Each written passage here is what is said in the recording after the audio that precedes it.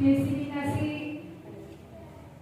budaya positif kita mulai. Terlebih dahulu akan saya bacakan susunan acara.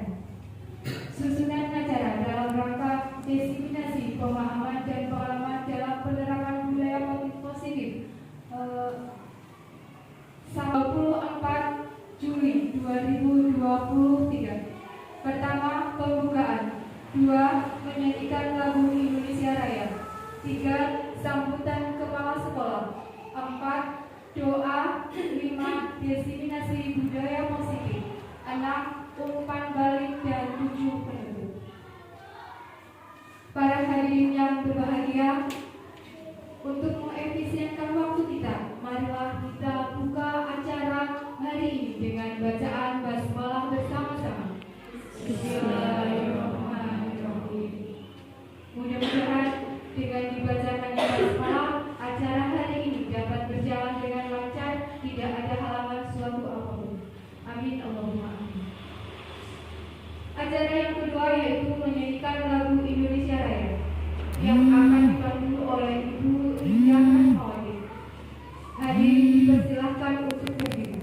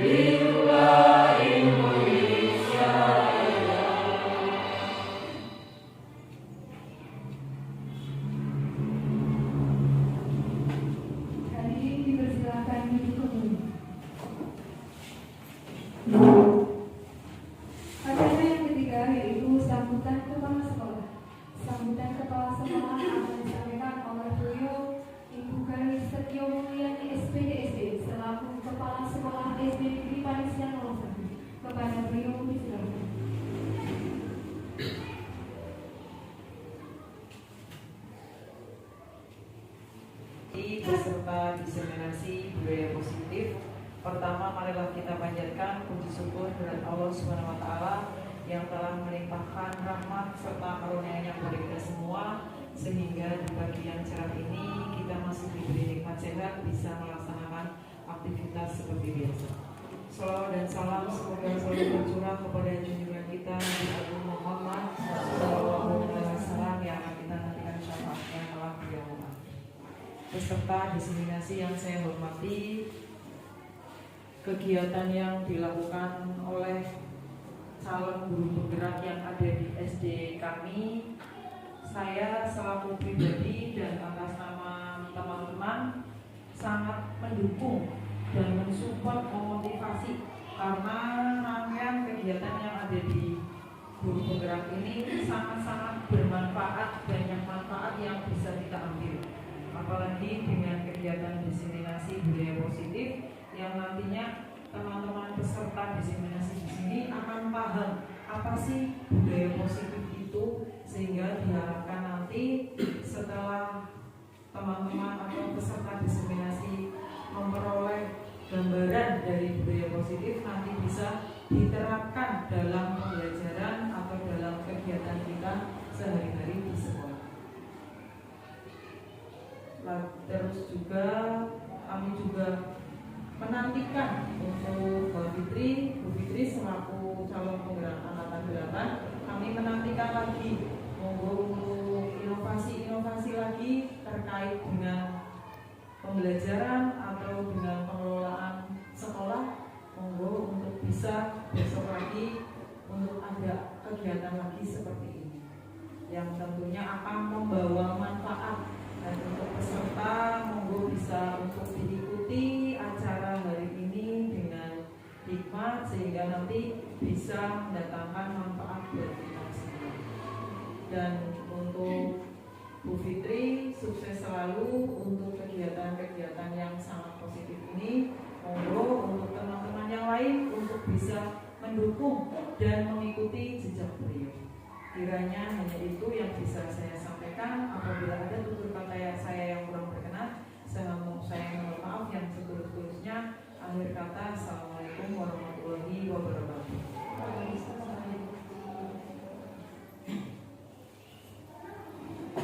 Terima kasih Kepala Sekolah untuk sambutannya. Meningkat acara selanjutnya doa.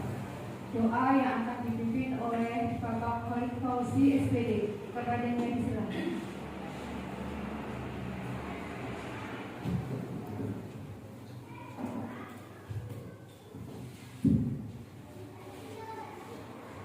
Assalamualaikum warahmatullahi wabarakatuh.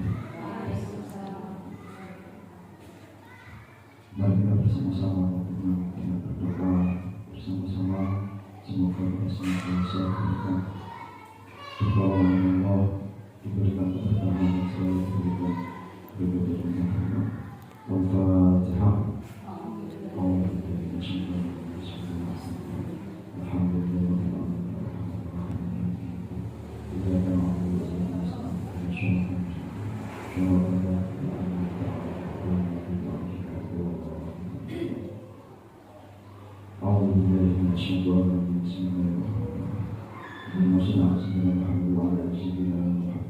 حمد الشاكرين حمد الداعين حمد يوم العمل والكرم والمزيد يا ربنا لك الحمد كما ينبغي لجلال وجهك. اللهم صل على سيدنا محمد وسلم على الحاجة والله بهدي السيئات وترفعنا بها عندك على الدرجات والبلغ الذي عرشه ويدك من الخير من الحياة والمحمد وعلى آله وصحبه وسلم. اللهم إنا نسألك سلامة في الدين وعافية في الدين وزيادة في العلم وبركة في الرزق وتوبة حكاما ورحمة الأنبياء ومغفرة المذنبين. اللهم حمل علينا في سبق الموت والنجاة من النار والعفو عن الإنسان. اللهم افتح علينا أبواب الخير وأبواب البركة وأبواب الرحمة وأبواب الرزق وأبواب الأموال وأبواب الشهاد وأبواب السعادة والجنة. اللهم عافنا من كل بلاء الدنيا وعذاب الآخرة وارزقنا بحمد ونعظم عليك سبحان ربك أعزم سبحان ربك اللهم إليك الفاتحة. أعوذ بالله من الشيطان الرجيم.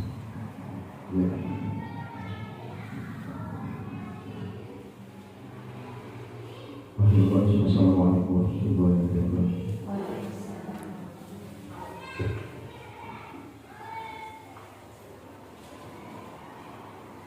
Acara selanjutnya yaitu acara inti diseminasi budaya positif, pemahaman dan pengalaman dalam penerapan budaya positif oleh Fitrianita Swati, CGP Angkatan 8 Kabupaten Cilacap. Aksi nyata kepada saudara Fitrianita Swati, disilakan.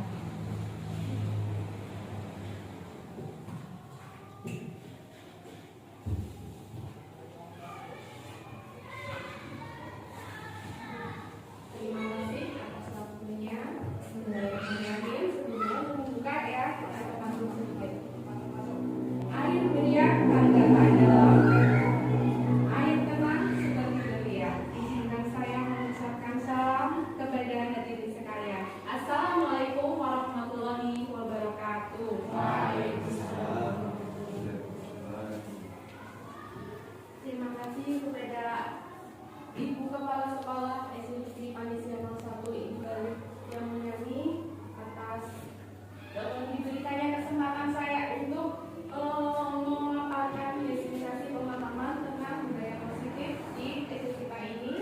Kemudian terima kasih juga kepada rekan-rekan peserta diseminasi yang sudah berkenan untuk memberikan waktunya, menyempatkan diri untuk mengikuti kegiatan pada hari ini. Sebelumnya, pertama-tama mari kita panjatkan syukur kita kepada Allah Subhanahu wa Ta'ala yang telah memberikan nikmat kepada kita, terutama nikmat sehat, sehingga kita semua bisa bertemu di sini dalam keadaan sehat walafiat. Allahumma amin. Terus tak lupa pula kita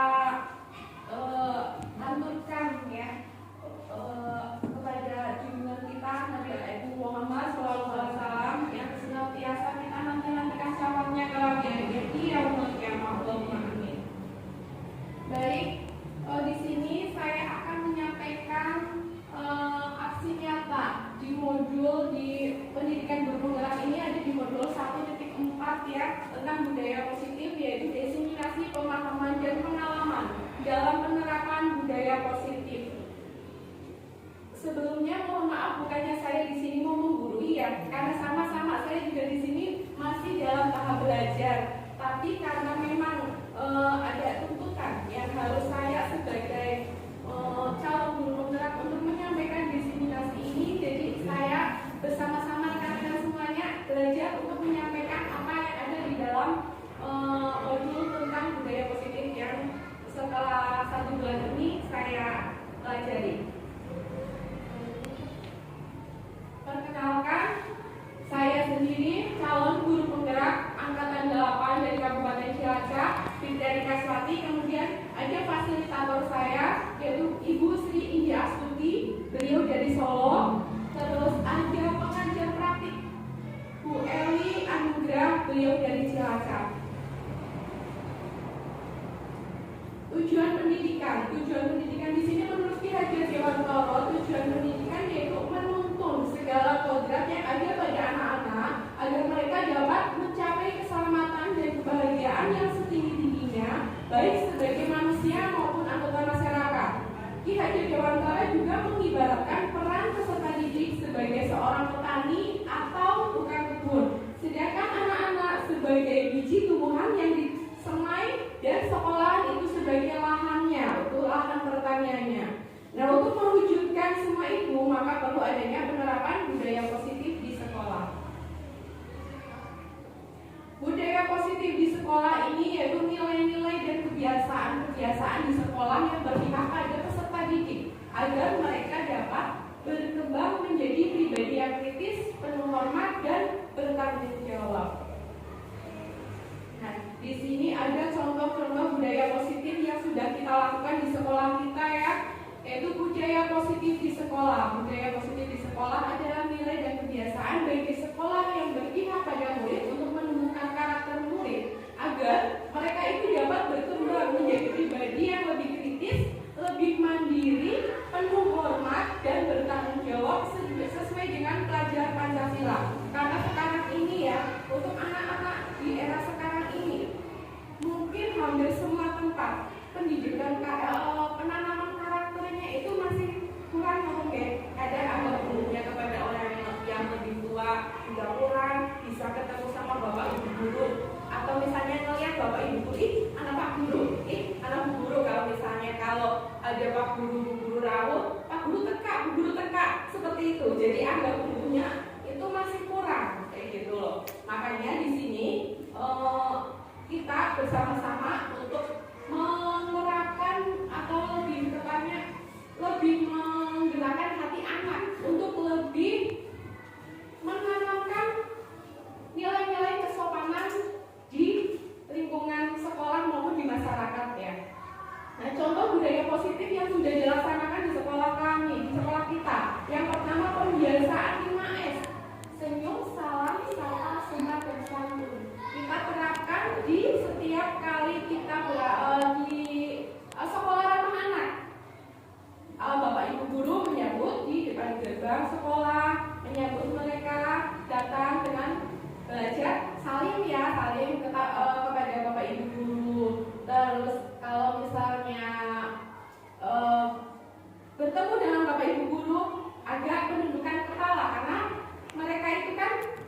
bawah kita ya, anak-anak kita ya harus menghormati orang yang lebih tua. Nah, pemahaman seperti itu yang sebelum-sebelumnya memang masih kurang ditanamkan ke anak. Makanya kita berusaha untuk lebih membiasakan mereka untuk berbuat yang lebih positif lagi. Kemudian yang kedua, berbaris sebelum masuk kelas. Di sini gambarnya malah lupa. Jadi sebelum kita masuk kelas itu anak-anak dibiasakan untuk berbaris terlebih dahulu. Tujuannya untuk mendisiplinkan mereka. Selanjutnya pembacaan Asmaul Husna bersama-sama setiap hari sebelum masuk ke kelas. Kita sudah melaksanakannya ya setiap hari sebelum pembelajaran. Anak-anak semuanya dari kelas 1 sampai kelas 6 duduk di halaman teras untuk membacakan Asmaul Husna bersama-sama dan juga disertai dengan pembacaan suratan pendek. Selanjutnya ada sholat duha dan sholat zuhur berjamaah seperti yang kemarin kita lakukan setiap hari Jumat di minggu pertama dan minggu terakhir ya Bu. Kita melaksanakan sholat duha bersama-sama di halaman sekolah, mencakup semua warga sekolah baik bapak ibu guru maupun murid-murid semuanya. Kemudian untuk yang sholat duha berjamaah itu biasanya dilakukan oleh anak-anak yang pada saat itu mendapatkan pelajaran agama. Nah, di saat pelajaran agama nanti anak-anak di samping ada karena sholat duha berjamaah ini dijadwalkan setiap bulannya 2 kali dalam sebulan. Makanya untuk yang lingkupnya lebih kecilnya, setiap kelas yang ada pelajaran agamanya pada hari itu melakukan sholat duha bersama-sama di musola. Kemudian nanti waktunya sholat duhur, anak-anak pun sholat duhur berjamaah pula. Konsep budaya positif di sini konsepnya yaitu untuk perubahan paradigma belajar, untuk disiplin positif, memotivasi perilaku manusia, kebutuhan dasar, posisi kontrol restitusi keyakinan kelas dan segitiga restitusi. Di sini ada 7 konsep budaya positif.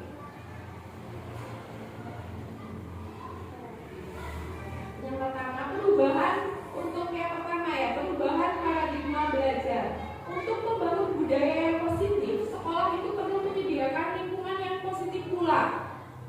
Lingkungan yang aman dan nyaman agar murid-murid itu mampu berpikir, bertindak dan menciptakan dengan merdeka, mandiri dan bertanggung jawab. Jadi anak tanpa ada paksaan.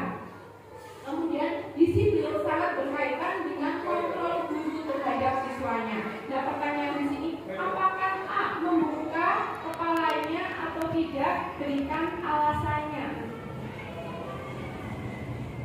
Nah, dari permainan tematik tersebut, dari sini ya, Anda dan teman Anda akan melakukan kegiatan. Cobalah buka. Nah, Anda adalah A, tugas Anda adalah mengepalkan salah satu tangan Anda. Coba Anda bayangkan bahwa Anda itu menyimpan sesuatu yang sangat berharga di dalam kepalan tangan Anda. Anda perlu menjaga benda tersebut sekuat tenaga Anda, karena begitu pentingnya untuk kehidupan Anda. Apa yang dipegang di dalam kepalan tangan Anda itu benar-benar barang yang sangat berharga buat Anda, seperti itu. Nah, tugas rekan Anda yang B kan berpasangan ya, adalah mencoba dengan segala cara untuk membuka kepalan tangan Anda. Teman Anda yang B ini boleh dengan cara membujuk, merayu, ya, menggerdik, mengintimidasi, memarahi, menggoda, menggelitik, bahkan menawari Anda uang agar Anda itu bersedia membuka kepalan tangan Anda.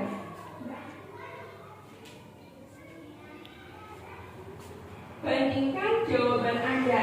Apakah berbeda atau sama? Bila mana berbeda, kira-kira mengapa? Nah, kira-kira setiap individu itu kan mempunyai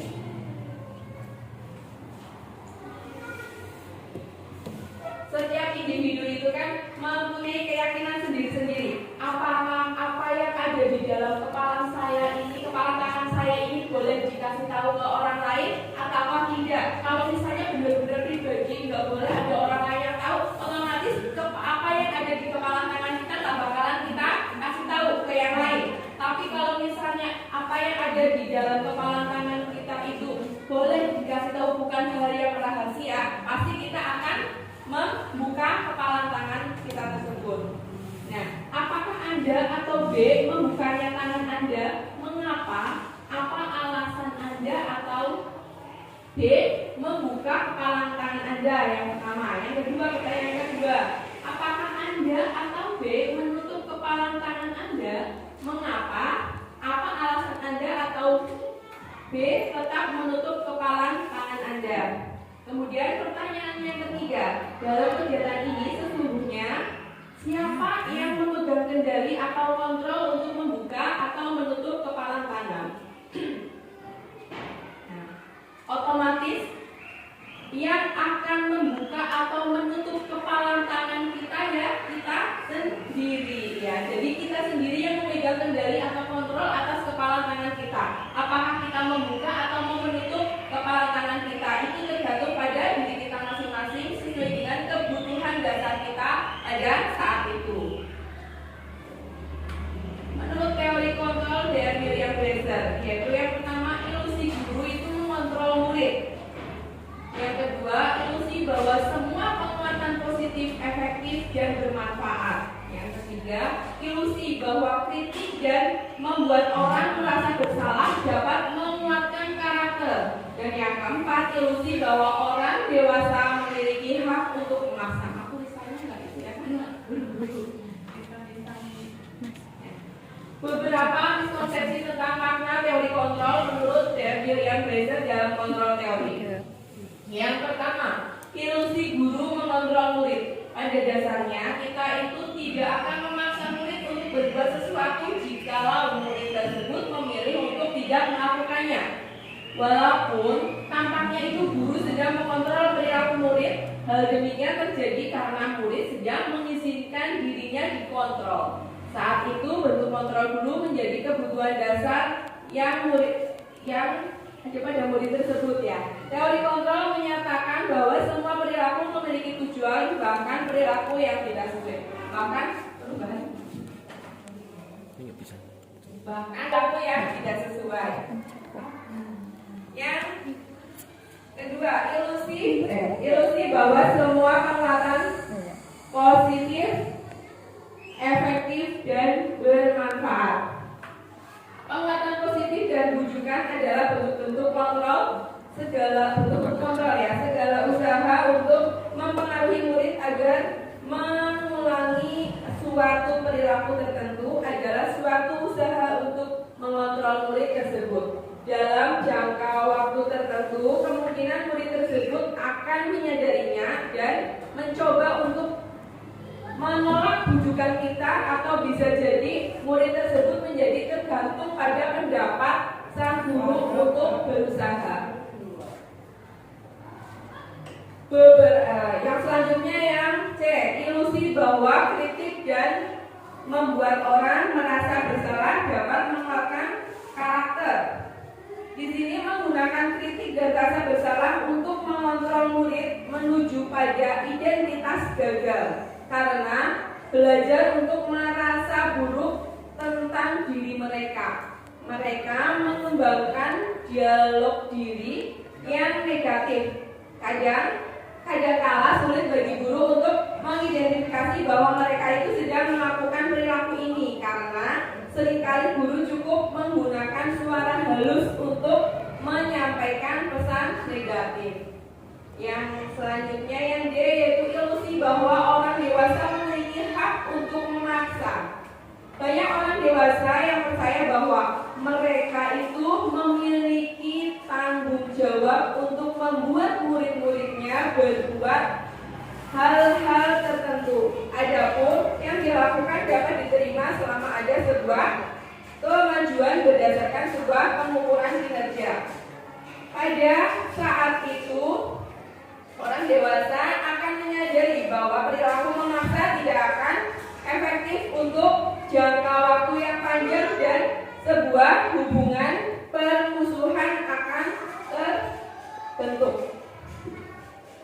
Disiplin positif itu apa sih? Apa makna disiplin positif? Nah, di sini yang mencakup ke dalam kedisiplinan otomatis ada sanksi hukuman, ada kepatuhan, dan juga ada tata tertib.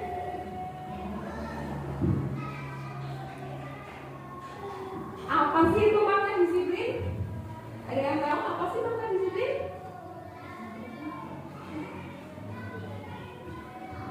Berasal dari bahasa Latin disiplina, ya, yang artinya belajar patuh. Disiplin diri membuat orang itu menggali potensinya menuju sebuah tujuan yang dihargai.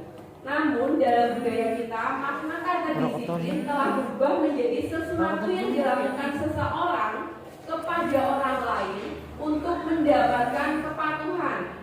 Nah, kecenderungan umum adalah menghubungkan kata disiplin dengan ketidaknyamanan, bukan dengan apa yang kita hargai atau apa pencapaian sesuatu tujuan yang mulia. Disiplin adalah kemampuan memerintah diri sendiri dalam mengontrol dan menguasai diri untuk memilih tindakan yang mengacu pada nilai-nilai yang kita hargai dengan penuh tanggung jawab tanpa perintah oleh orang lain. Nah, disiplin di sini adalah kemampuan memerintah diri sendiri dalam mengontrol dan menguasai diri untuk memilih tindakan yang mengacu pada nilai-nilai yang kita hargai dengan penuh tanggung jawab tanpa adanya terperintahkan dari orang lain. Disiplin positif yang pertama, manfaat disiplin di sini yaitu sebagai bentuk kontrol diri, yaitu belajar mengontrol diri agar dapat mencapai sesuatu yang tujuan yang mulia. Tujuan mulia di sini itu mengacu pada nilai-nilai atau prinsip-prinsip mulia yang dianut oleh seseorang. Kita namakan nilai-nilai tersebut dengan nilai-nilai kebijakan yang universal, yang berarti nilai-nilai kebajikan yang disepakati bersama lepas dari suku bangsa, agama, bahasa, maupun latar belakangnya. Yang kedua, contoh nilai kebajikan. Contoh nilai kebajikan di sini tercantum dalam pelajar Pancasila. Ya, yang pertama, beriman bertakwa kepada Tuhan Yang Maha Esa serta berakhlak mulia. Yang kedua, mandiri. Yang ketiga, bernalar kritis. Yang keempat, berkebinekaan global. Yang kelima, gotong royong. Selanjutnya yaitu kreatif. Teori motivasi perilaku manusia. Nah, untuk motivasi eksternal itu sendiri contohnya untuk menghindari ketidaknyamanan atau hukuman apa yang akan terjadi apabila saya melakukannya. Nah, untuk motivasi eksternal untuk mendapatkan imbalan dari orang lain atau instansi apa yang saya dapatkan apabila saya melakukannya. Setelah itu, selanjutnya motivasi internal atau tujuan disiplin positif ya. Untuk menghargai diri sendiri, saya akan menjadi orang yang seperti apa bila saya melakukannya. Itu motivasi atau perilaku manusia yang ada, yang sering kita alami ya. Motivasi perilaku manusia, ada 3 teori motivasi perilaku manusia. Yang pertama, untuk menghindari ketidaknyamanan atau hukuman. Yang kedua, untuk mendapatkan imbalan atau penghargaan dari orang lain. Dan yang ketiga, untuk menjadi orang yang mereka inginkan dan menghargai diri sendiri dengan nilai-nilai yang mereka percaya. Untuk menghindari ketidaknyamanan atau hukuman, yaitu tingkat terendah dari motivasi perilaku manusia ini ya. Biasanya orang yang motivasi perilakunya itu untuk menghindari hukuman atau ketidaknyamanan akan bertanya, apa yang akan terjadi apabila saya itu melakukannya? Sebenarnya mereka itu sedang menghindari permasalahan yang mungkin akan muncul dan berpengaruh kepada mereka secara fisik, psikologis maupun tidak terpenuhinya kebutuhan mereka bila mereka tidak melakukan tindakan tersebut. Motivasi ini masuk bersifat eksternal ya. Selanjutnya yang kedua, untuk mendapatkan imbalan atau penghargaan dari orang lain. Satu tingkat di atas motivasi yang pertama yang tadi. Di sini orang berperilaku tidak mendapatkan imbalan atau penghargaan dari orang lain. Imbalan atau penghargaan dari orang dengan motivasi ini akan bertanya, apa yang akan saya dapatkan apabila saya melakukannya? Nah, mereka itu melakukan sebuah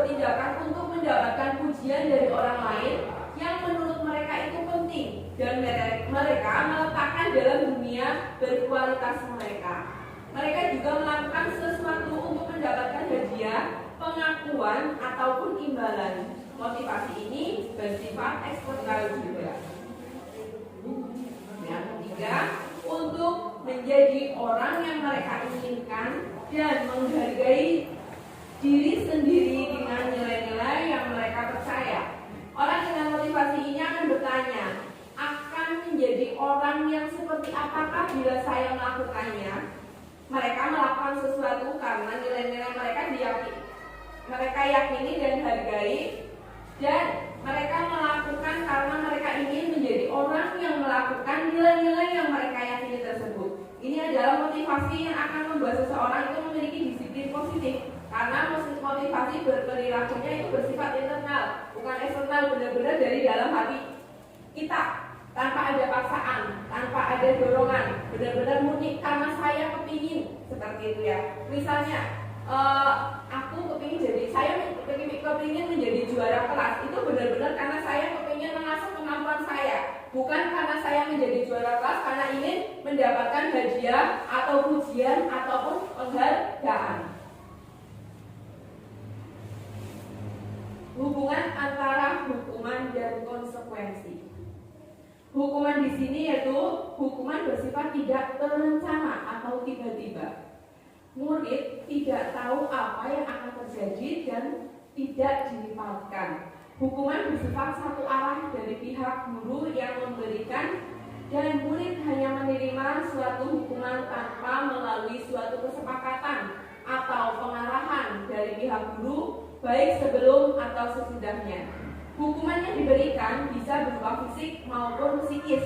Murid disakiti oleh suatu perbuatan atau dengan kata-kata. Sedangkan konsekuensi sudah terencana atau sudah disepakati, sudah dibahas dan sudah disetujui oleh murid dan guru. Umumnya bentuk-bentuk konsekuensi itu dibuat oleh pihak guru atau sekolah, dan murid sudah mengetahui sebelumnya konsekuensi yang akan diterimanya apabila ada pelanggaran.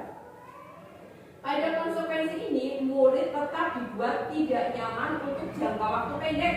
Konsekuensinya biasanya diberikan berdasarkan ketertinggalannya akan sesuatu data yang umumnya dapat diukur. Misalnya setelah 3 kali tugasnya tidak diselesaikan pada batas waktu yang sudah ditentukan,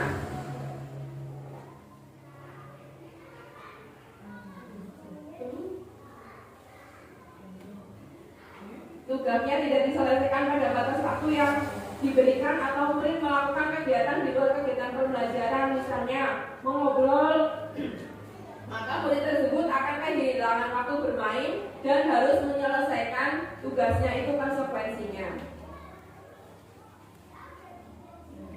Contoh kasus ini hukuman atau konsekuensi. Tindakan guru yang pertama, mencatat 100 kali di dalam buku kalimat "saya tidak akan terlambat lagi karena terlambat ke sekolah." Itu termasuk hukuman atau konsekuensi menurut teman-teman? Mencatat 100 kali di dalam buku kalimat ya, kata-katanya "saya tidak akan terlambat lagi", itu termasuk dalam hukuman atau konsekuensi? Hukuman atau konsekuensi? Hukuman. Terus yang kedua kita lihat dulu ya. Yang kedua, lari mengelilingi lapangan basket 2 kali karena terlambat hadir di sekolah. Hukuman atau konsekuensi? Hukuman. Yang ketiga, murid diminta untuk push up 15 kali karena tidak menggunakan masker di sekolah. Hukuman atau konsekuensi? Hukuman.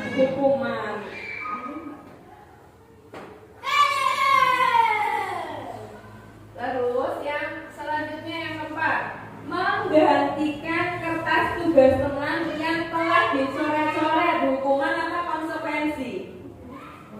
Konsekuensi.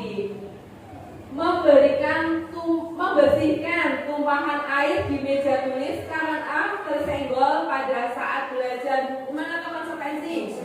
Konsekuensi. Murid disuruh untuk tidak mengenakan sepatu seharian di sekolah karena tidak mengenakan sepatu hitam. Konsekuensi apa hukuman? Konsekuensi apa hukuman? Tidak mengenakan sepatu seharian, lebih ke hukuman ya. Terus yang selanjutnya, lari mengelilingi lapangan basket 2 kali karena terlambat 10 menit untuk pelajaran PJOK. Hukuman atau konsekuensi? Hukuman. Kita lihat hasilnya. Nah, yang tadi ya, hukuman itu sesuatu. Di sini perbedaan hukuman dan konsekuensi.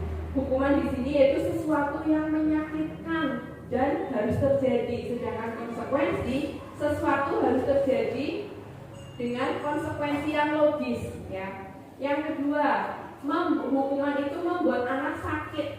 Di sini sakit fisik maupun sakit hati. Di sini fisik maupun hati ya. Untuk jangka waktu yang lama sembuhnya biasanya untuk hukuman itu, sedangkan konsekuensi membuat anak merasa tidak nyaman dalam jangka waktu yang pendek. Selanjutnya, anak membenci kedisiplinan karena setiap pelanggaran yang mereka lakukan pasti ada hukumannya, ada sanksinya. Jadi mereka beranggapan itu disiplin itu menurut mereka itu hal yang sangat mereka benci seperti itu. Kemudian kalau konsekuensi, anak menjadi menghargai disiplin karena mereka itu tidak dikasih hukuman tapi diberikan pengarahan. Pengarahan apa yang harus kamu lakukan, apa yang harus kalian lakukan kalau kalian itu terus-terusan melakukan hal seperti itu. Dampaknya seperti apa? Lebih ke situ kalau konsekuensi ya. Kalau hukuman kan benar-benar langsung anak salah ya harus dikasih hukuman. Misal lambat berangkat sekolah disuruh membersihkan toilet seperti itu. Itu jadi lebih mengena ke anak. Jadi seolah-olah hukuman itu hal yang benar-benar kejam seperti itu ya. Tapi kalau konsekuensi kan tidak. Kemudian mendorong anak untuk hukuman, mendorong anak menyakiti diri sendiri. Kalau konsekuensi, mendorong anak agar mudah menyesuaikan diri. Di sini untuk hukuman konsekuensi diri yang buruk, kalau konsekuensi konsep diri yang buruk, maaf, untuk kalau konsekuensi konsep diri yang baik. Untuk hukuman, anak belajar untuk menyembunyikan kesalahan, sedangkan di konsekuensi anak belajar untuk mematuhi peraturan. Di hukuman, marah, rasa bersalah atau dipermalukan dan merasa tidak dihargai. Kalau dalam konsekuensi, mereka itu kehilangan hak, dibuat tidak nyaman, diasingkan untuk sementara atau time out.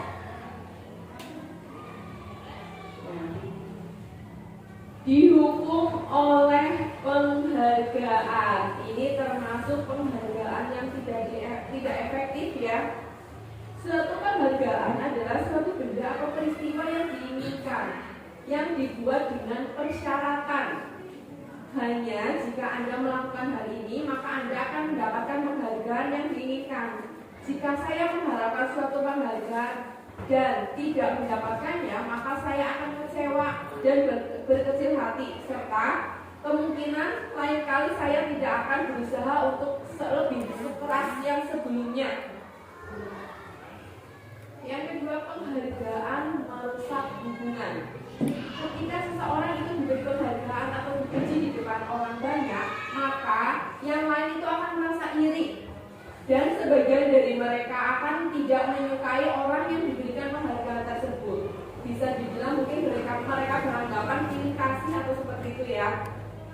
Jika seorang guru sering memberikan penghargaan kepada murid-muridnya, besar kemungkinan murid-muridnya termotivasi hanya untuk menyenangkan gurunya.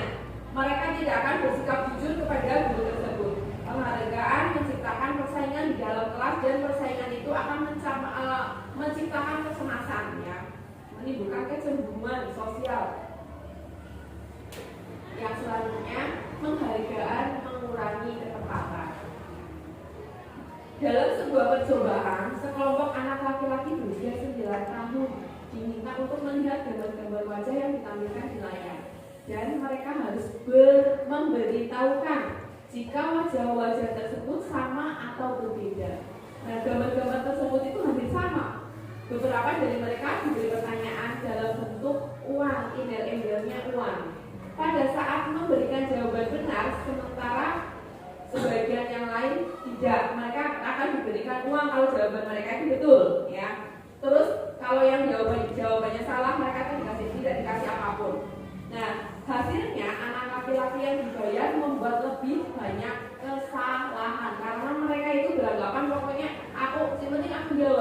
orang orang penting aku kok untuk duit seperti itu ya.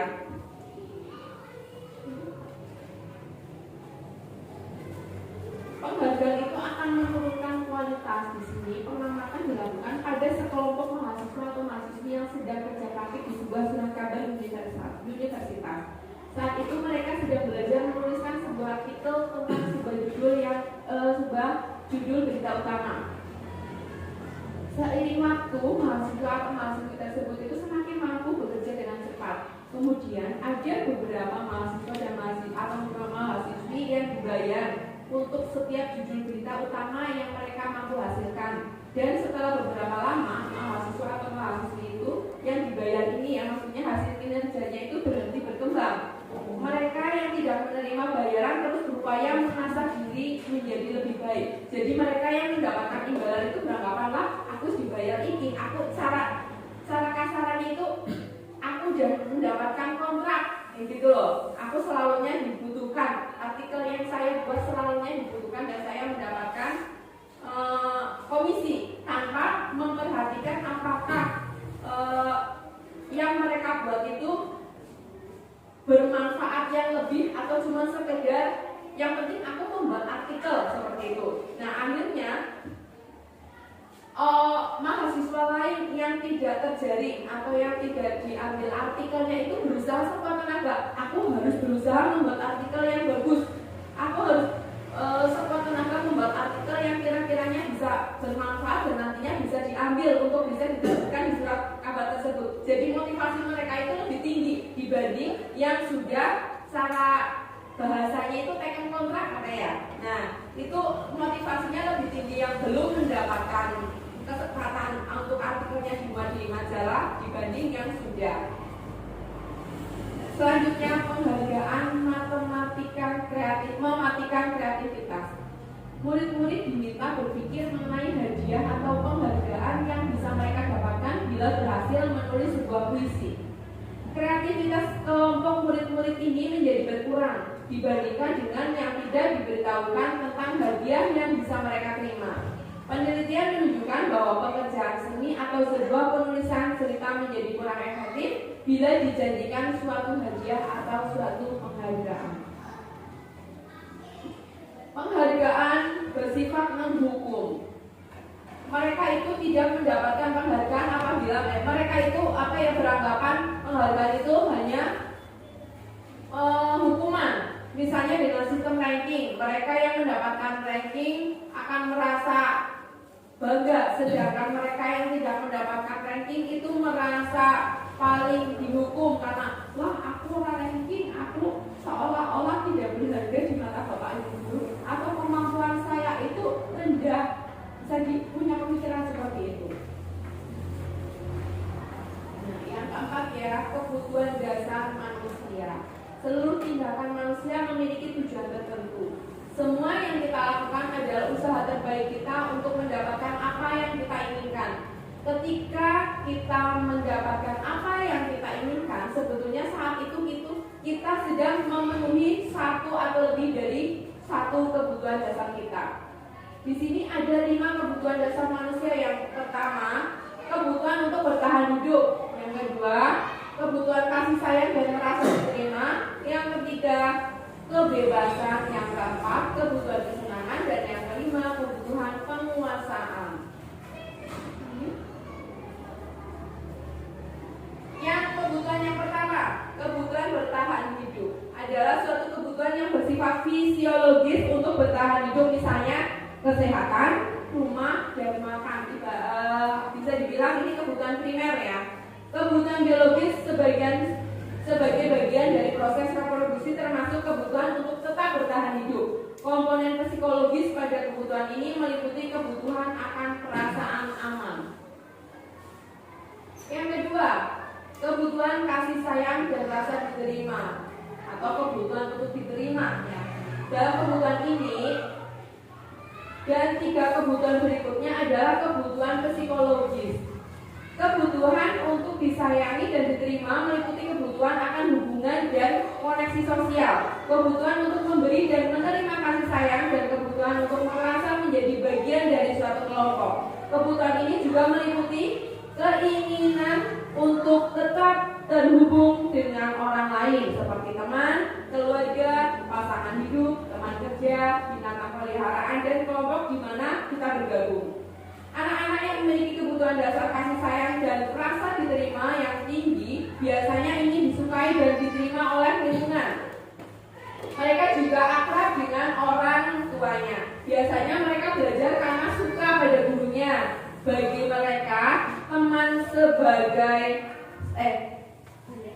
sebaya sangatlah penting. Mereka juga biasanya suka bekerja dalam suatu kelompok.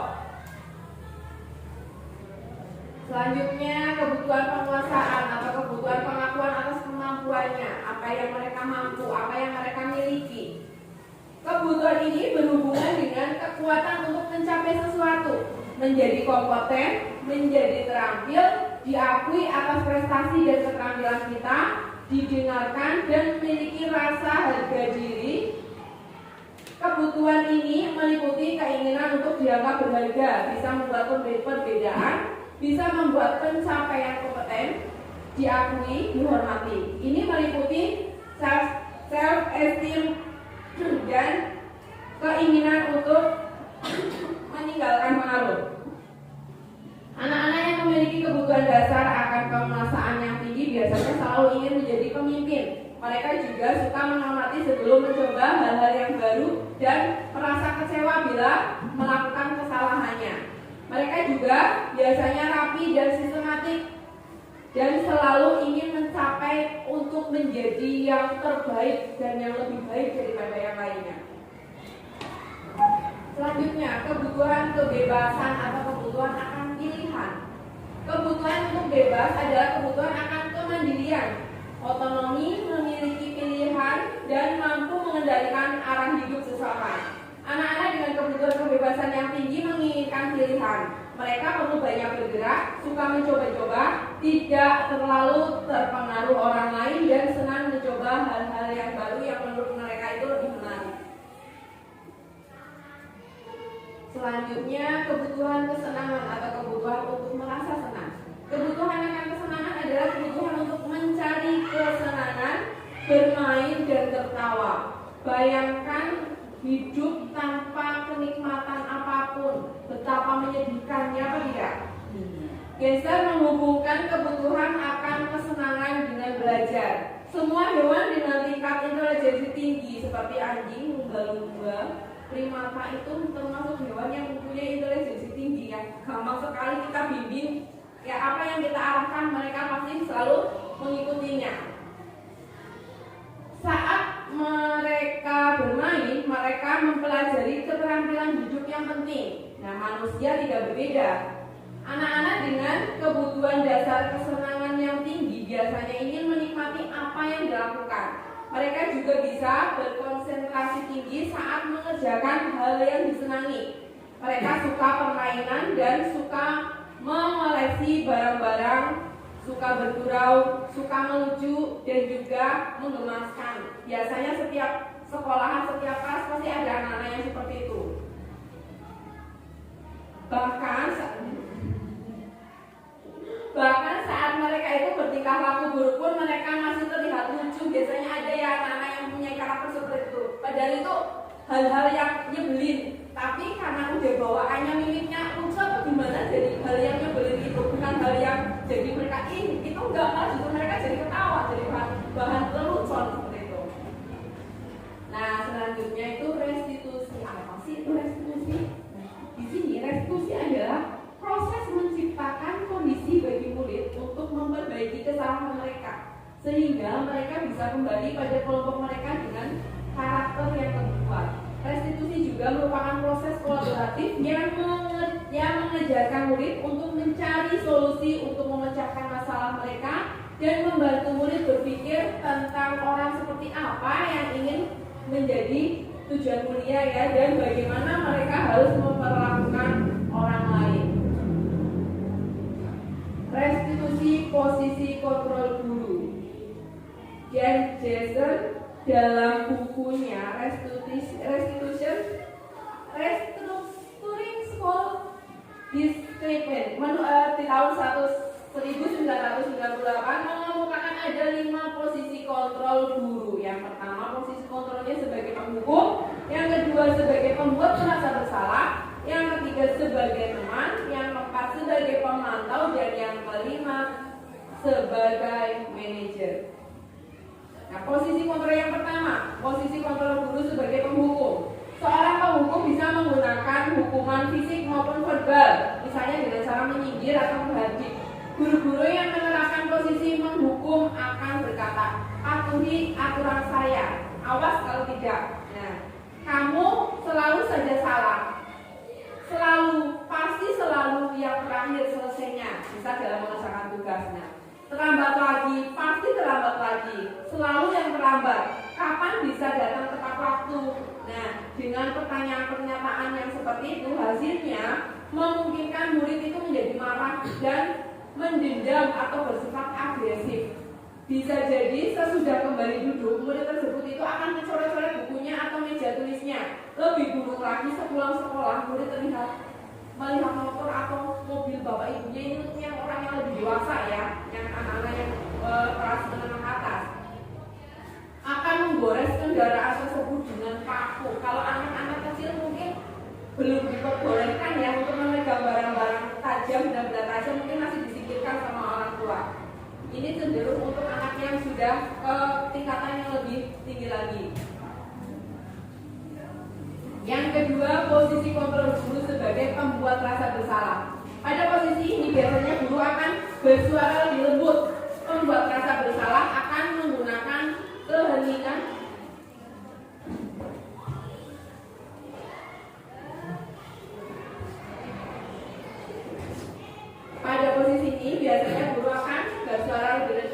Pembuat rasa bersalah akan menggunakan keheningan yang membuat orang lain merasa tidak nyaman, bersalah, atau rendah diri. Kata-kata yang keluar dengan lembut akan seperti misal, ibu sangat kecewa sekali dengan kamu. Sebenarnya itu menghukum ya, tapi dengan bahasa yang halus. Yang kedua, berapa kali bapak harus memberitahu kamu ya? Selanjutnya, gimana coba kalau orang tua kamu tahu kamu berbuat begitu? Aji, kamu ini bagaimana ya? Nah, dengan pertanyaan atau pernyataan itu, hasilnya murid-murid itu akan menjadi bersalah, merasa bersalah. Bersalah telah mengecewakan ibu atau bapak gurunya. Murid akan merasa menjadi orang yang gagal dan tidak sanggup membahagiakan orang lain. Kadang-kala sikap seperti ini lebih berbahaya dari sikap penghukum karena emosi akan tertanam rapat di dalam dan murid itu akan menahan perasaannya. Yang ketiga, posisi kontrol guru sebagai teman. Guru pada posisi ini tidak akan menyakiti murid, namun akan tetap berupaya mengontrol murid melalui persuasi. Posisi teman pada guru bisa negatif ataupun positif. Guru di posisi teman menggunakan hubungan baik dan humor untuk mempengaruhi seseorang atau ramah, akrab, dan bercanda ya. Mereka akan berkata, apa? Ayo bantulah demi bapak ya. Ayo ingat tidak bantuan bapak selama ini. Ya sudah, kali ini tidak apa-apa. Nanti ibu bantu bereskan. Nah, dengan pernyataan seperti itu, hasilnya kepada murid akan merasa senang dan akan lebih akrab dengan guru. Ini termasuk dampak yang positif. Hanya saja di sisi negatifnya, murid menjadi tergantung kepada guru tersebut. Bila ada masalah, dia merasa bisa mengandalkan guru tersebut untuk membantunya, malah jadi ketergantungan. Selanjutnya, posisi guru sebagai kontrol guru sebagai memantau. Memantau berarti mengawasi. Pada saat kita mengawasi, kita bertanggung jawab atas perilaku orang-orang yang kita awasi. Posisi pemantau berdasarkan pada peraturan-peraturan yang konsekuensi. Seorang pemantau sangat mengandalkan penghitungan catatan data yang dapat digunakan sebagai bukti atas perilaku seseorang. Pertanyaan yang diajukan seorang pemantau yaitu, peraturannya apa? Apa yang telah kamu lakukan? Sanksi atau konsekuensinya apa? Nah, hasilnya murid itu akan lebih memahami konsekuensi yang harus dijalankan. karena telah melanggar salah satu peraturan di sekolah. Guru tidak menunjukkan suatu emosi yang berlebihan, menjadi marah atau membuat merasa berbuat salah. Yang kelima, posisi kontrol sebagai manajer. Manajer di sini posisi di mana guru berbuat sesuatu bersama dengan murid, mempersilahkan murid mempertanggungjawabkan perilakunya, mendukung murid agar dapat menemukan solusi atas permasalahannya sendiri. Tugas seorang manajer bukan untuk mengatur perilaku seseorang. Nah, di sini pertanyaannya, jika kamu meyakininya, apakah kamu bersedia memperbaikinya?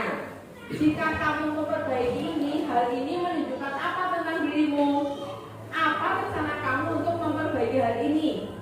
Baik, saya hargai usahamu untuk memperbaiki diri. Ini ungkapan-ungkapan sebagai seorang manajer, guru, posisi kontrol guru sebagai seorang manajer. Nah, pada posisi ini, guru akan memberikan tanggung jawab kepada murid untuk mencari jalan keluar permasalahannya, tentunya dengan bimbingan guru juga, tidak lepas dari guru. Nah, untuk yang keenam itu keyakinan kelas. Keyakinan kelas itu merupakan kesepakatan kelas yang diyakini dan dibuat bersama oleh guru dan murid sebelumnya dan atau selama dalam proses pembelajaran. Biasanya ini dibuat sebelum kita melakukan proses pembelajaran. Kita membuat kesepakatan kelas terlebih dahulu. Nah, kesepakatan kelas berisi tentang beberapa aturan untuk membantu guru dan murid bekerja bersama membentuk kegiatan belajar mengajar yang efektif. Kesepakatan kelas tidak hanya berisi tentang harapan guru terhadap murid, tetapi juga harapan murid terhadap guru serta harapan guru dan murid terhadap proses pembelajaran yang nantinya akan berlangsung. Tujuan keyakinan kelas yang pertama, tujuannya membentuk keyakinan kelas hasil dari curah pendapat semua warga kelas berdasarkan nilai-nilai kebajikan universal. Yang kedua, menumbuhkan motivasi internal melalui penerapan disiplin positif. Yang ketiga, menumbuhkan semangat kerjasama dan tanggung jawab. Kemudian yang keempat, mewujudkan suasana kelas yang aman dan nyaman untuk belajar. Pembentukan keyakinan kelas. Keyakinan kelas bersifat lebih abstrak daripada peraturan yang lebih rinci dan konkret. Keyakinan kelas berupa pertanyaan-pertanyaan universal.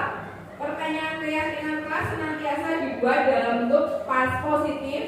Kemudian keyakinan kelas hendaknya tidak terlalu banyak sehingga mudah diingat dan dipahami oleh semua warga kelas. Dan keyakinan kelas sebaiknya sesuatu yang dapat diharapkan di lingkungan tersebut. Semua warga kelas hendaknya ikut berkontribusi dalam pembuatan keyakinan kelas lewat kegiatan curah pendapat. Selanjutnya, bersedia meninjau kembali keyakinan kelas dari waktu ke waktu. Tahapan pembentukan keyakinan kelas. Sosialisasi pada warga sekolah, misalnya murid dan orang tua murid. Kemudian tahapan yang kedua, mempersilahkan warga kelas untuk bercurah pendapat tentang keyakinan yang perlu diterapkan di sekolah atau di kelas atau disepakati ya.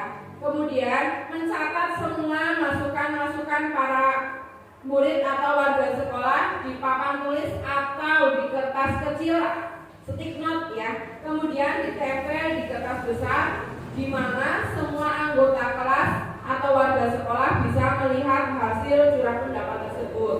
Selanjutnya, susunan keyakinan kelas sesuai prosedur pembentukan keyakinan sekolah atau keyakinan kelas.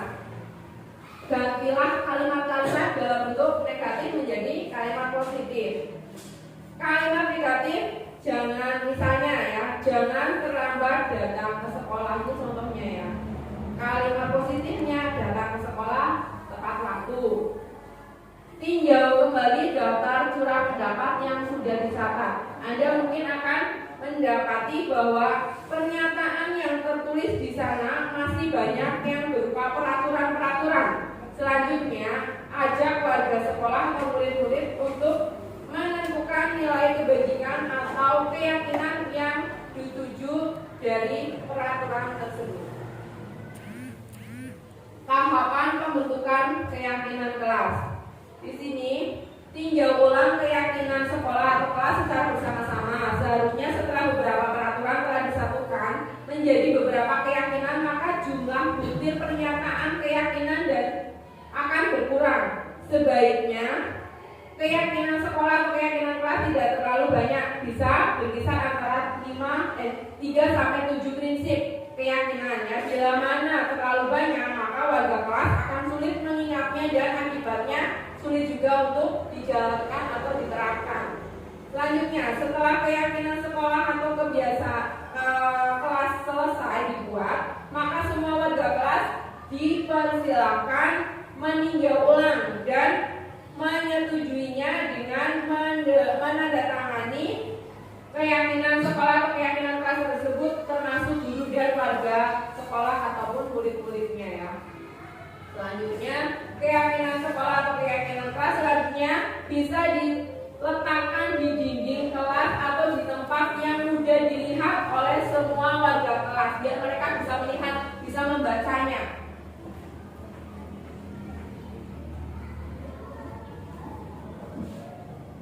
Ini contoh praktik pembuatan kesepakatan kelas dengan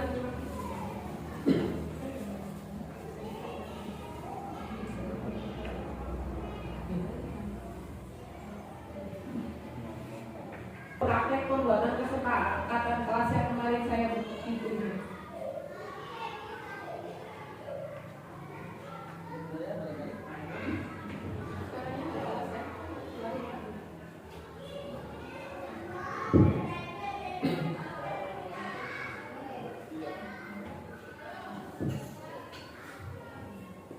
Ini contohnya ya, dari pertama memberikan anak stick note untuk menuliskan apa yang ada di pikiran mereka, keyakinan kelas apa yang akan mereka inginkan. Itu anak-anak disuruh menulis. Kemudian selanjutnya anak-anak menempelkan hasil gambaran yang mereka inginkan di papan tulis. Setelah itu saya sebagai gurunya memilah-milah. Mungkin ada kesepakatan keyakinan yang sama. Misal contohnya anak A menulis disiplin, tidak berangkat ke sekolah tepat waktu. Anak B juga sama. Jadi dipilah-pilah, disamakan. Kemudian setelah selesai baru disepakati ya, mana kesepakatan kelas yang dibuat yang kita sepakati dengan dituliskan atau ditempelkan ke kertas manila atau kertas astro. Di situ saya dengan kertas anak-anak menempelkan hasil kesepakatannya di kertas astro, dihias untuk lebih menarik, biar anak lebih menarik untuk membacanya dan melakukannya. Nah, setelah itu ini cepat seperti ini ya. Setelah itu anak ditempelkan di dinding tembok kelas. Kemudian untuk mengesahkannya, anak-anak itu karena biasanya tanda tangan pada bilang, aku gak bisa tanda tangan seperti itu. Jadi saya menggunakan cap jempol sebagai mengesahkan bahwa keyakinan kelas itu sudah dibuat dan mereka harus melaksanakan keyakinan mereka, yang keyakinan kelas yang telah mereka buat itu. Itu seperti itu. Nah,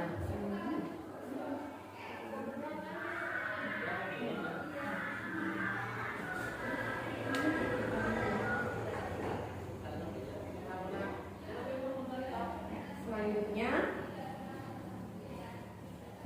ya SDG ya. Dari tadi kita pegang SDG dulu. Nah, SDG-nya nanti boleh pada berdiri semuanya. Berdiri bersebelahan. Kamu juga boleh berdiri bersebelahan.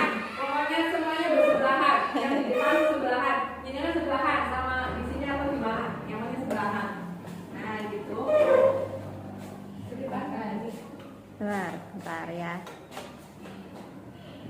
Nah, SDG-nya di sini tangan kanan diangkat ke atas seperti ini, kemudian tangan kirinya dari telunjuknya diangkat. Nah, di sini kita akan melakukan permainan apa ya istilahnya menangkap Eli, seperti itu ya. Jadi nanti kalau saya mengucapkan Eli, kalian berusaha menangkap jari telunjuk teman di sebelahnya dengan tangan kanan kalian. Ya, kalau saya mengucapkan Eli, kalian harus cepat-cepat menangkap jari telunjuk kalian. Ya, seperti itu. Makanya dulu bersebelahan. Itu masuknya ya ke apa ya, budaya positif tadi ya. Sudah siap? Ya. Pada suatu desa hiduplah satu keluarga yang sangat rukun dan harmonis. Keluarga tersebut itu mempunyai 3 anak kembar. Anak yang pertama, ingat tadi judulnya apa? Menangkap Eli. Ayo nggak boleh curang gitu. Langsung nempel ke jari temannya, jangan gitu. Menangkap Eli, ingat. Ya, keluarga itu mempunyai 3 anak kembar yang sangat ramah dan sopan kepada sesama. Anak pertama bernama Ella, yang kedua bernama Elo, dan yang ketiga bernama Eli.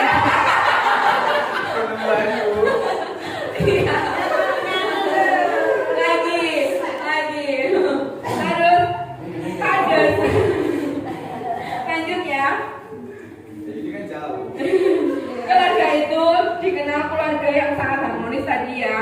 Nah, pada suatu hari salah satu anaknya yang bernama Elo meninggalkan rumah tanpa ada kabar, tanpa ada izin ya sama orang tua. Otomatis orang tua dan keluarganya kan merasa khawatir. Nah, semua warga sudah dikerahkan untuk mencari Elo yang pergi meninggalkan rumah itu. Karena belum kunjung dapat kabar, makanya anaknya yang satu lagi yang bernama Eli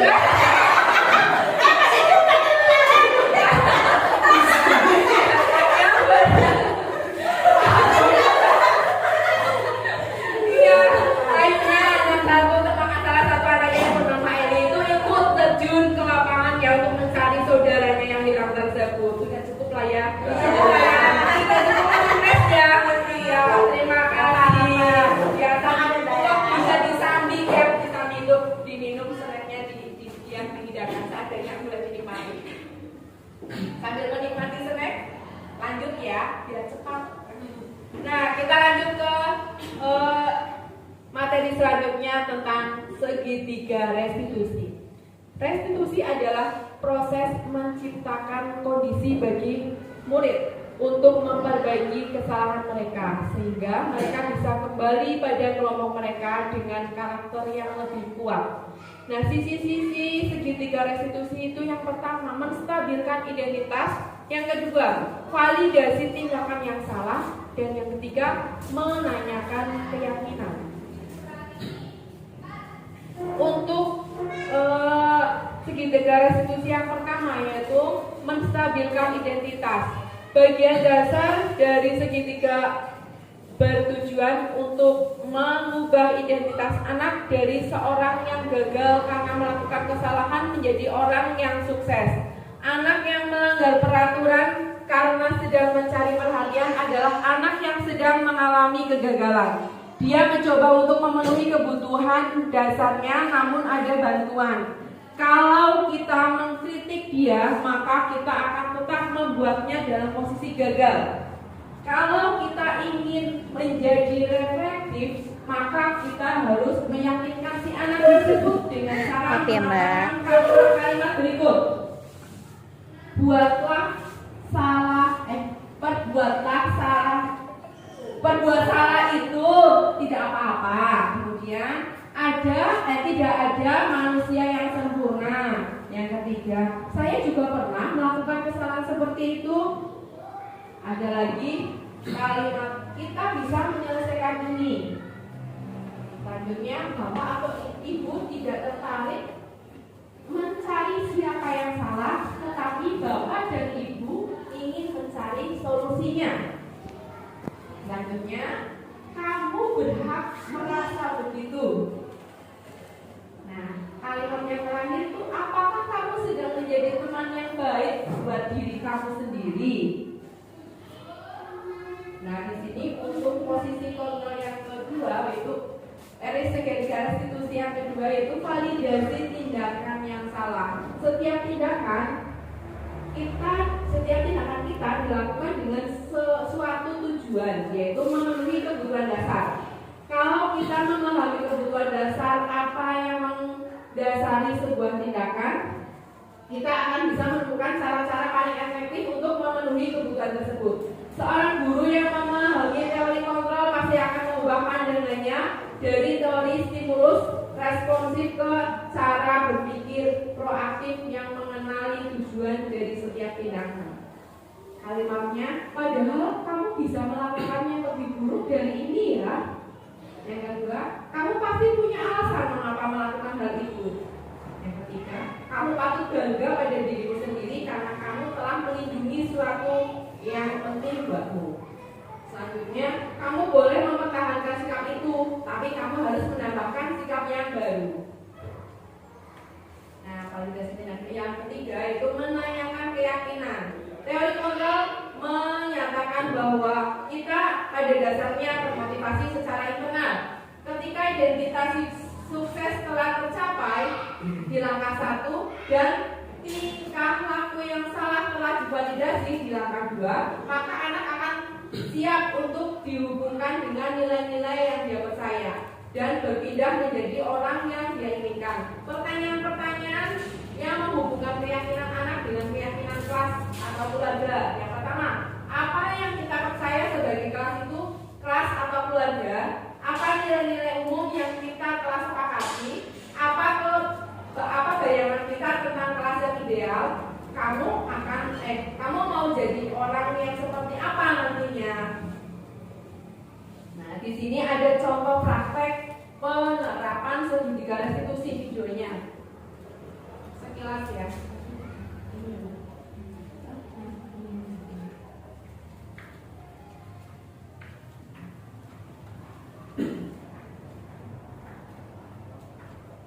Suaranya tapi nggak bisa keras ya. Ini saya sama seorang anak yang sedang melakukan pelanggaran kelas karena tidak mengerjakan PR.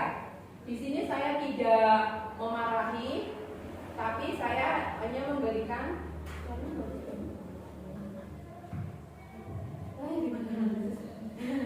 intinya saya itu memberikan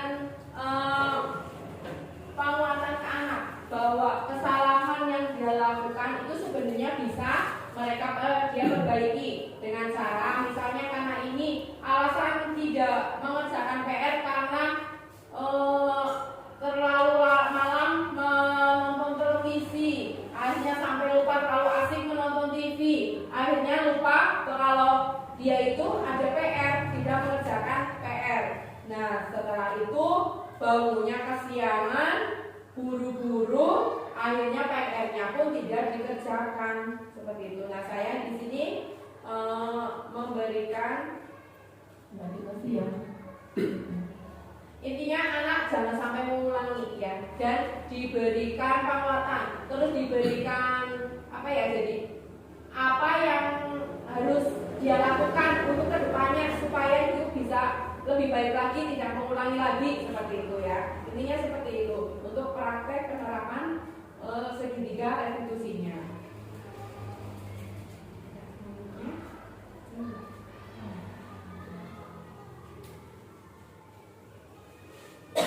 Nah, di sini ada bentuk program pembajikan atau peran apresiasi. Dalam memberikan apresiasi atau pengakuan, perlu diingatkan ada beberapa hal. Yang pertama, beri dukungan secara khusus. Yang kedua, beri pengakuan secara pribadi. Yang ketiga, beri pengakuan kepada semua murid atau secara bergantian. Yang keempat, beri pengakuan secara konsisten. Dan yang kelima, fokus pada prosesnya. Di sini, selanjutnya untuk sesi tanya jawab. Jadi untuk sesi yang berikutnya itu sesi tanya jawab.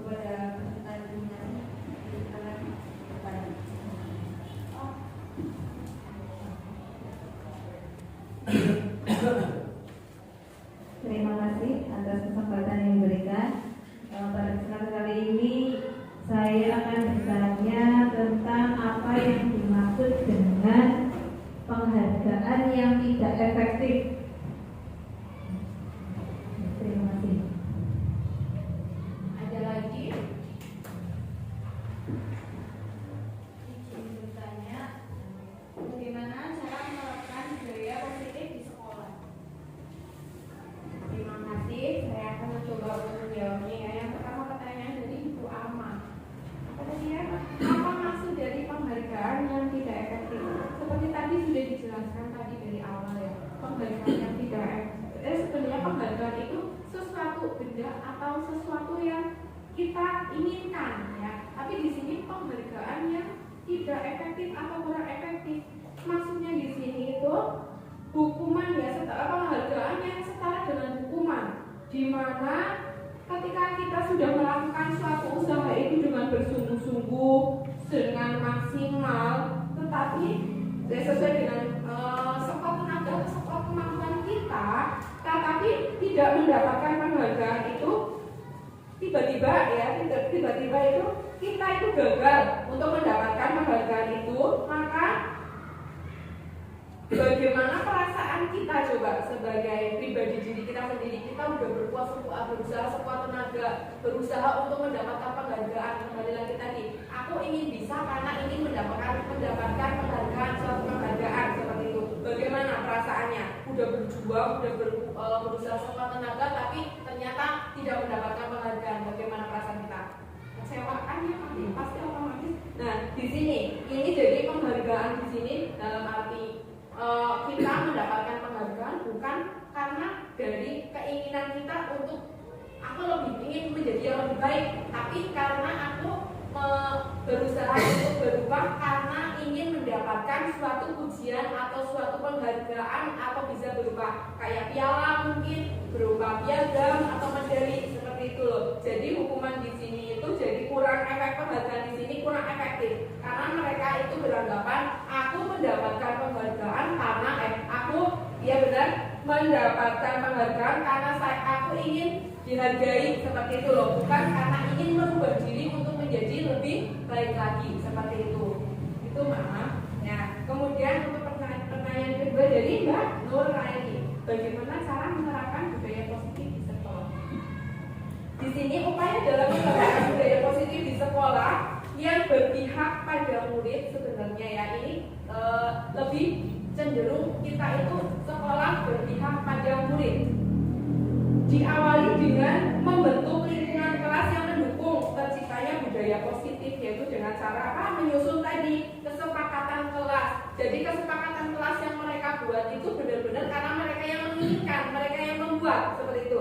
Jadi udah mereka yang merancang, mereka membuat, mereka yang menyepakati, mereka yang melaksanakan, dan apabila mereka itu melanggar juga mereka harus konsekuensinya mereka harus terima untuk mendapatkan sanksi seperti itu. Jadi dengan hal seperti ini, ya, membuat kesepakatan kelas seperti ini bisa dijadikan untuk merubah, untuk menjadikan budaya positif di kelas atau di sekolah kita untuk lebih baik lagi, supaya yang pertama disiplin ya, itu tingkat kedisiplinannya otomatis akan lebih meningkat seperti itu. Terima kasih. Seperti itu yang bisa saya jawab. Lanjutnya. Ya, ternyata sudah selesai. Ya, tadi di awal saya sudah ada pantun ya. Sebelumnya saya ucapkan terima kasih dulu ya. Terima kasih saya ucapkan yang sebesar-besarnya. Terima kasih yang tak terhingga saya ucapkan kepada rekan-rekan semuanya, teman-teman semuanya yang sudah berkenan ya hadir untuk mengikuti acara diseminasi ini dari awal hingga akhir ini. Mudah-mudahan acara ini bisa membawa manfaat untuk kita semuanya ke depannya ya, dan juga untuk meningkatkan budaya positif di sekolah kita nantinya. Amin. Nah, awal ada puisi, ada pantun, akhir saya kasih pantun lagi. Bu Eli, ada Eli lagi ya? Tapi udah enggak disuruh memegang tangan jari temennya lagi enggak. Bu Eli pergi mengaji, pulang-pulang bawa bingkisan. Usai sudah acara pada hari ini. Terima kasih dan semoga berkesan. Wabillahi taufiq wal hidayah. Wassalamualaikum warahmatullahi wabarakatuh.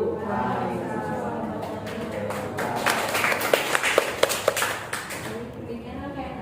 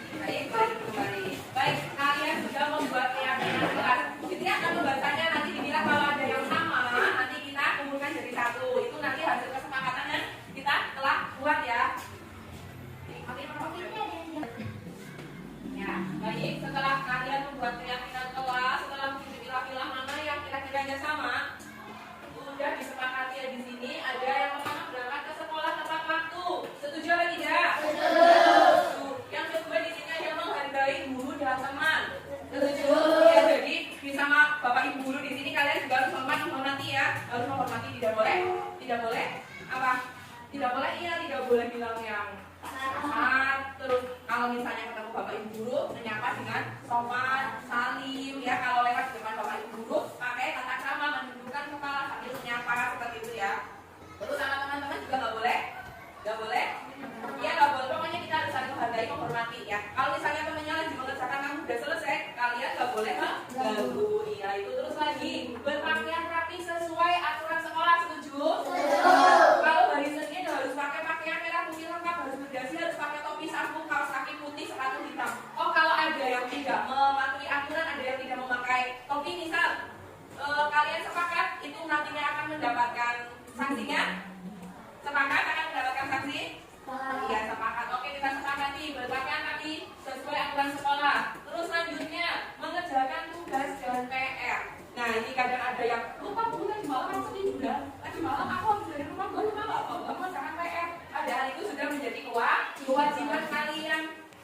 Kita sepakati ya kalau ada yang tidak mengerjakan tugas dan PR. Tidak gaduh saat di dalam kelas.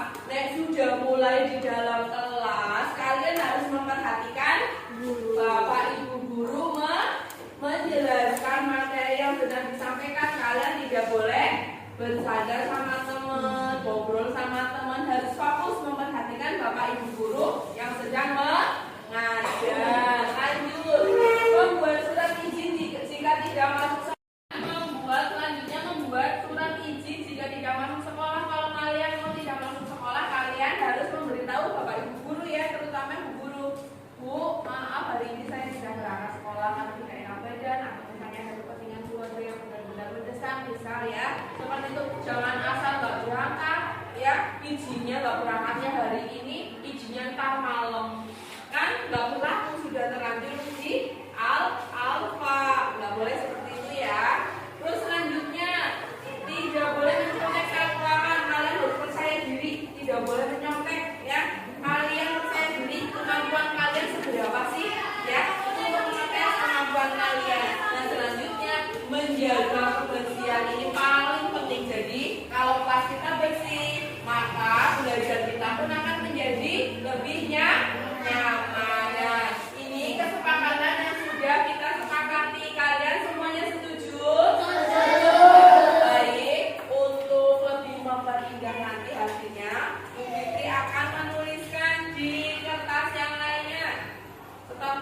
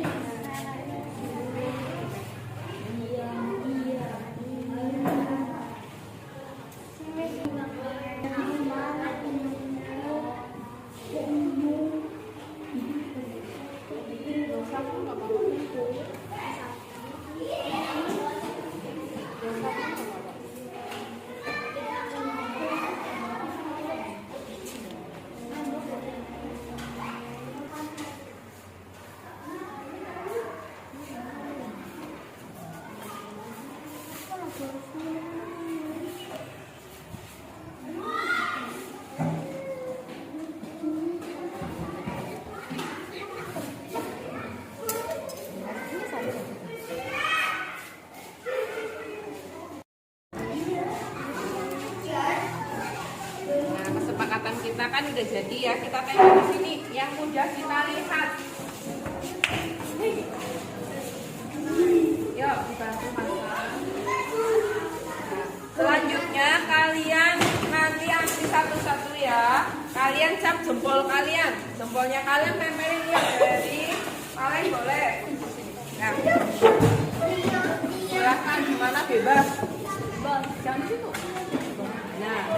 Nah, yang kecil. Terus.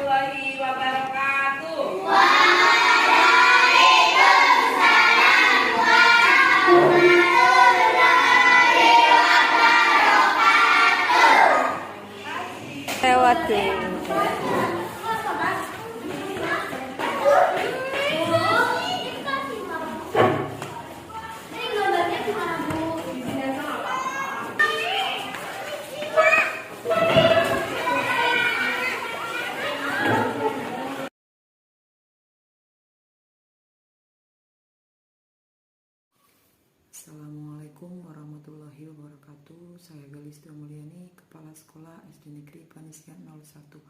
Alhamdulillah, hari Sabtu tanggal 22 Juli tahun 2023 telah dilaksanakan diseminasi budaya positif oleh calon guru penggerak dari sekolah kami, yaitu Ibu Fitriani Kaswati. Dengan adanya kegiatan ini, kami harapkan dapat menginspirasi untuk Bapak Ibu guru yang ada di sekolah kami agar bisa melaksanakan budaya positif.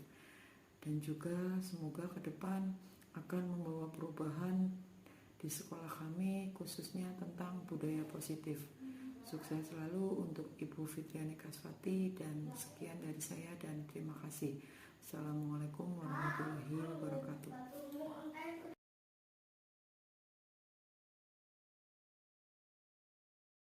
Warahmatullahi wabarakatuh. Nama saya Hanifah Khorunisa, saya guru kelas 2 SD Negeri Panisian 01. Pada kesempatan kali ini saya akan memberikan testimoni mengenai keyakinan kelas dalam penerapan budaya positif. Keyakinan kelas sangat penting sebelum belajar mengajar dilaksanakan. Tujuannya agar terciptanya keyakinan peserta didik melalui penerapan budaya positif dengan membuat keyakinan kelas dapat membantu proses pembentukan karakter peserta didik sehingga peserta didik dapat mempunyai kesadaran yang kuat dan kedisiplinan dan kebiasaan-kebiasaan positif yang dilakukan.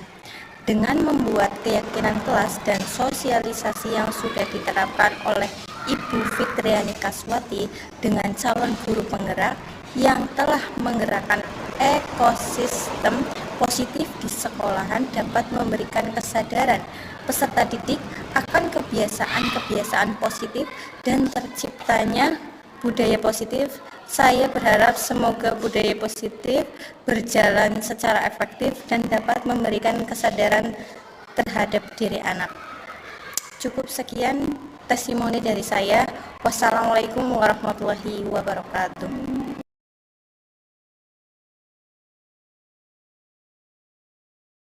Warahmatullahi wabarakatuh.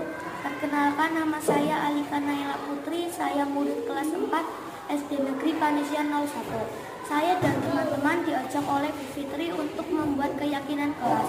Dengan keyakinan kelas ini, kami menjadi tahu tentang nilai-nilai kebijakan yang harus kita laksanakan. Mulai saat ini kita akan lebih bertanggung jawab untuk melaksanakan keyakinan kelas supaya kita merasa nyaman dalam proses pembelajaran di kelas. Wassalamualaikum warahmatullahi wabarakatuh.